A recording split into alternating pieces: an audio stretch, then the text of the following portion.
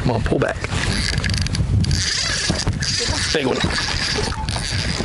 Let me get him out of the stumps.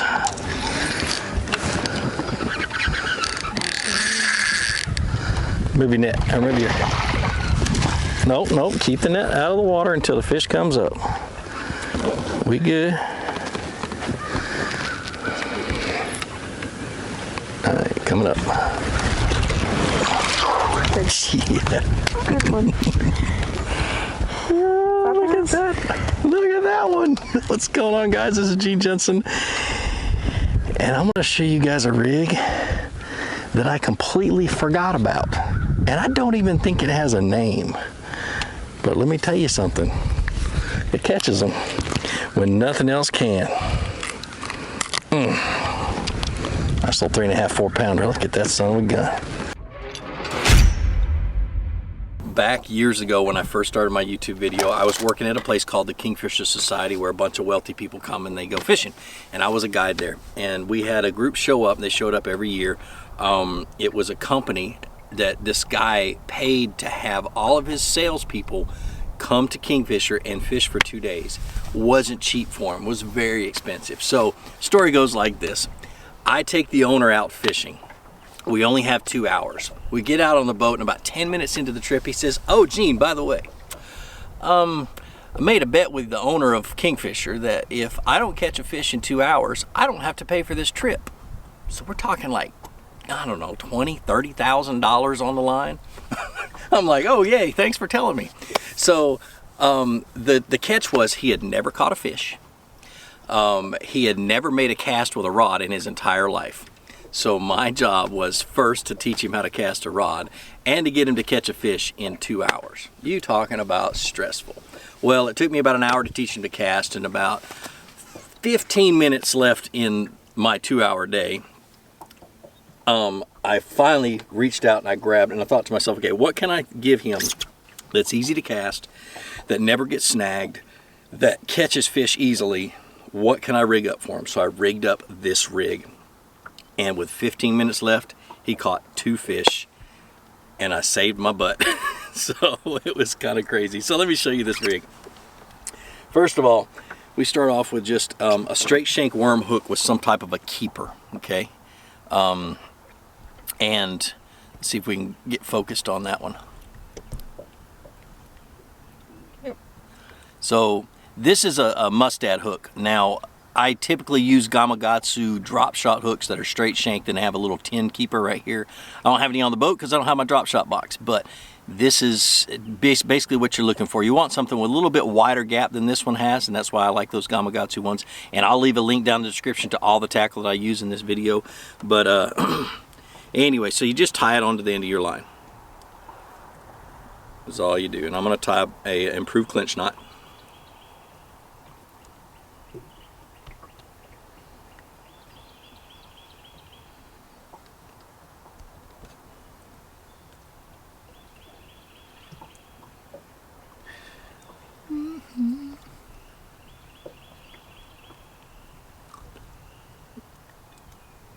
Alright, so the trick is the worm. Okay, I've got several different worms that I use. I like to use a Magnum finesse worm. I don't have one, but I have a Magnum trick worm that's kind of on the large size side for this. But I'll use something that's got to be, it's got to be kind of a fat worm. Okay, and fat on both ends. A Cinco or like these little 4-inch young dingers are perfect for this. And I haven't opened this bag yet, and I can't get it open. Oh, I'm a dummy.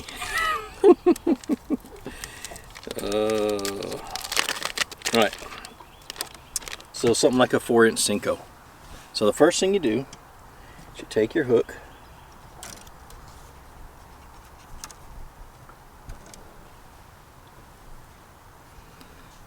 okay, and you get to that, take the worm, and you want to Texas rig it, basically.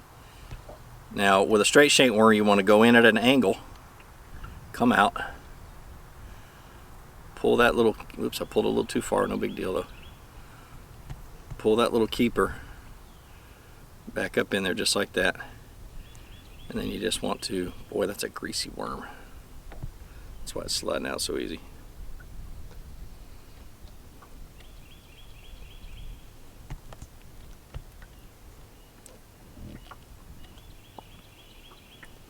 right, so that's basically what you want it to look like. So it's a weightless Senko, right? Here's the difference. First of all, I'm going to bite the end off just a little bit to give me a flat surface. And I'm going to use a couple of different types of weights maybe. A nail weight, at least an 1/8 ounce. The biggest nail weight I've got is an 1/8 ounce. Or a worm weight, which is one of these little mushroom head worm weights.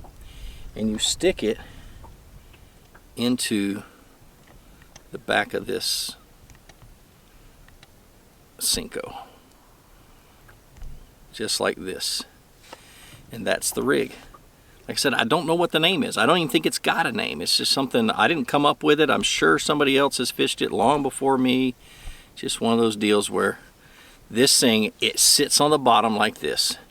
And I'm going to show you how to fish in just a minute, but it sits on the bottom. Now the rod that you want to use a medium light or a medium action spinning rod. I've got 15-pound test Seaguar Smackdown braid, and it's high vis because I want to be able to see that line jump when these fish bite. I'll feel it a lot of times, but you really want to be able to see that line. I've got about 15 feet of 8-pound test Seaguar Smackdown or Seaguar Abrazex fluorocarbon, about a 1/0, 2/0 hook, and of course the sinker. And a medium to medium light's pretty good. You just got to remember, you're really going to have to set the hook good hard so to get that worm hook or that hook through that worm. So check your drag, make sure it's not too tight. Tighten that up just a hair, but not too loose. Now some of the other baits that I would use besides the Yum Dinger or some type of a Senko would be, this would be really cool, and I haven't tried it with this yet, but I looked at it, I was like, man, this would really work good. And it's the Fatty Z from Z-Man. These things float, so it would really, I'm gonna try that before the day's out. It really would put up a good action. And Z-Man now makes these little, they're Nico rig weights is what they are. And they go up real easy inside of their type of plastic. So I'm going to rig that up here a little bit later and see how that works. But I think this one worked really good. But short fat worms are really good. If I really wanted to use something like a Magnum finesse worm, I would take this one and literally cut it down to be about this long. But I'm not going to cut that worm because I'm probably not going to use it. So, but that's the baits. That's the style of baits you want to use for this. Just fat, straight worms. Man, it's a lot of fun. That's the rig, that's the setup. Let's get up and go fishing. Show you guys how to fish it. It's really simple. I mean, if somebody who's never made a cast before can catch a fish on this, anybody can. So it's perfect for the beginner. Let's do it. This little bait is virtually snagless. I mean, it comes through grass real easy, comes through cover real easy. It casts like a dream. You can cast it a mile. It's so funny. But anyway, so it's perfect for a beginner. It really is. So I want you guys to look and see how I'm fishing it. I cast it out, and there's really not a wrong way to fish it. There's just my way to fish it. But I like to hop it and let it fall back on the bottom because it's always going to fall down. And as long as you keep it on a semi-slack line to where that line has a little bit of bow in it, it's going to stay up off the bottom.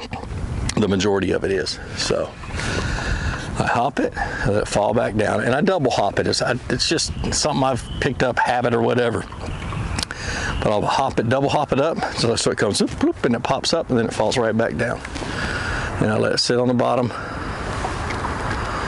I hop it, and let it sit on the bottom. Another thing you do is just drag it, because even when you drag it, it's still going to drag just like this, and then when you stop it, it's going to stay up as long as you keep it on semi-slack line. If you let it go slack, it's going to lay on the bottom 9 times out of 10. That's why I'm interested in using it, trying that Z-Man one, because I think it will stay standing even if I do let it go slack. All right, so let's talk about the different ways you can fish this little sucker right here. You can drag it. I mean, just drag it like a jig, and what it does is it'll drag on that head, and it'll stay up, and then when you stop it and keep it on a semi-slack line, it'll stay up. But I like to shake and hop is my thing. When I'm fishing a Texas rig, most of the time. Are you hung again? I thought he was hung again. But most of the time, I just shake. And I'll hop it a little bit and shake it and hop it. You know, if I'm fishing grass, you might pop it a little bit more to get it through the grass, but you want it to fall back down in. You know, if you're fishing, you know, brush piles and laydowns and any kind of wood or timber, you just want to let it fall down in there. So you just pitch it in, let it fall down, hop it back up, let it fall back down, and then take it back out. Same thing with thick grass. It works really good in thick grass, except for your line's not going to be strong enough to muscle a fish out of the grass. You may just have to finesse it and go in and get it. But you can still catch them. But hop and skip and drag, and like I said, there's not really a wrong way to fish this thing.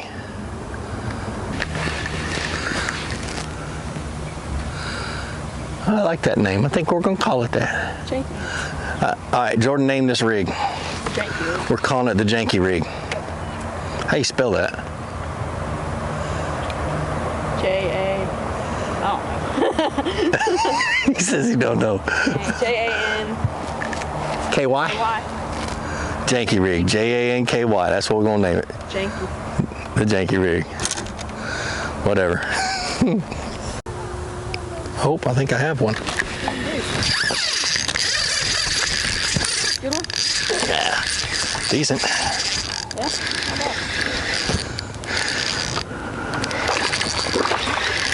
How about? I'm telling you guys, this little rig catches fish. It's amazing. As Jordan fumbles with the net. It's a good one. He was swimming off because he had my worm in his mouth. That's why. Yeah. Coming up. Oh yeah, that's a good one, Dad. Look at that fish. Yeah. That's what I'm talking about, guys. This thing catches them. Look at that fish. Not bad keeper. Well, I hope you learned something from this video. I'm sure you did, since you probably have never seen this rig before. And if you've seen it, let me know what its real name is, but we're going to call it the Janko rig for right now. Oh, the Janky rig. Sorry, not Janko. The Janky rig. But anyway, well, before we go, first of all, check out my website. Check out Flukemastr.com for all of my my merch. And be sure you hit subscribe, comment down below, hit the like button. But like I always say, be sure to introduce somebody to fishing, introduce them to my channel. Let me help you teach them how to fish. More importantly, get out of the water, go and catch some fish. And have a great day. We'll see you.